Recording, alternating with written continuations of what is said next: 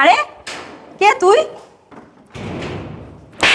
আরে তুই সামান্য একটা সুইপার হয়ে আমার গায়ে হাত দিলি? কত বড় সাহস তোর!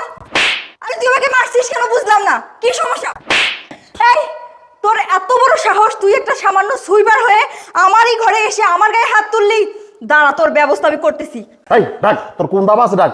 ও তোর না বলে হাজবেন্ড আছে, ওই হাজবেন্ডের ডাক। হ্যাঁ ডাকবই তো, দাঁড়া তোর মজা দেখাচ্ছি, দাঁড়া। এই শ্রাবণ, শ্রাবণ দেখো না, এই সামান্য সুইপারের বাচ্চা আমার গায়ে হাত তুলছে, ওর কত বড় সাহস! হোয়াট?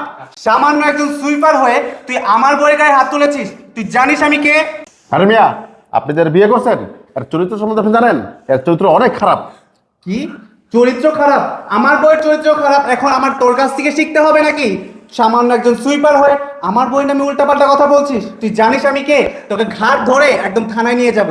এই তোর এত বড় সাহস, তুই সামান্য একটা সুইপার হয়ে তুই আমার চরিত্র নিয়ে কথা বলিস? দেখুন ভাই, আমি আপনার সাথে ঝগড়া করতে আসিনি, আমি জাস্ট এটা বলতে এসেছি আপনি যাকে বিয়ে করেছেন এর চরিত্র ভালো না, এর আগের একটা সংসার আছে, সেটা কি আপনি জানেন?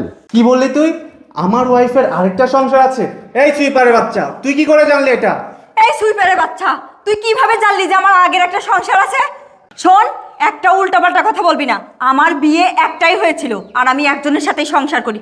আর শোনো, তুমি এখানে দাঁড়িয়ে দাঁড়িয়ে ওরা বাজে কথা শুনছো কেন? তুমি এখনই ওকে থানায় নিয়ে যাও।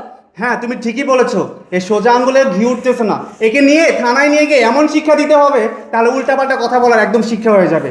বেয়াদব লোকজন কোথা থেকে উড়ে এসে জুড়ে বসেছে, উল্টাপাল্টা কথা বলছে আমার ওয়াইফের নামে। ও আচ্ছা, তার মানে তুমি একটা বিয়ে করেছো, তাও আবার ওনাকে বিয়ে করেছো না? তাহলে আমি কে? আরে তুমি? কি ব্যাপার মিষ্টি, তুমি একে দেখে চমকে গেলে কেন? তুমি কি ওকে চিনো? আরে না না, আমি তোকে চিনি না।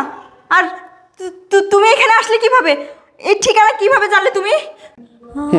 ঠিকানা না?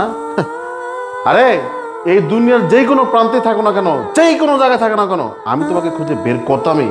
আরে 60টা বছর বিদেশ করেছি আমি, এই প্রবাসে থেকেছি, কত কষ্টই না করেছি, তারপরও আমি তোকে অভাব বুঝতে দিই নাই। তোর যখন যা লাগছে, যখন যা প্রয়োজন আমি তোকে দিয়েছি, কিন্তু তুই এটা কি করলি?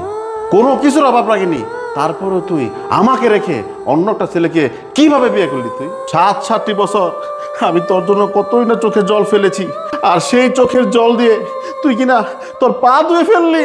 আমি আমি স্বার্থপর দেখেছি, কিন্তু তোর মতো স্বার্থপর আমি কোনোদিন দেখিনি। আর তোকেই কি বলবো, যারা প্রবাস করে তাদের কপালটাই মন্দ। তারা নিজের চিন্তা না করে ফ্যামিলি চিন্তা করে, পরিবারের চিন্তা করে, আর সেই পরিবার অবশেষে এটাই করে যেটা কিনা তুই আমার সাথে করলি। ঠিক আছে, তুই যেহেতু ওর সাথে এত সুখে থাকবি থাক, আমি আর তোকে ডিস্টার্ব করবো না। আমি ছোট থেকে অনেক কষ্ট করছি, কষ্ট পেতে পেতে অনেক বড় হয়েছি, এটা আমার জন্য কিছু না। ঠিক আছে, ভালো থাক, আর আজকের পর থেকে আমি তোর জীবন থেকে সরে গেলাম। ভালো থাকিস, ভালো থাকিস তুই।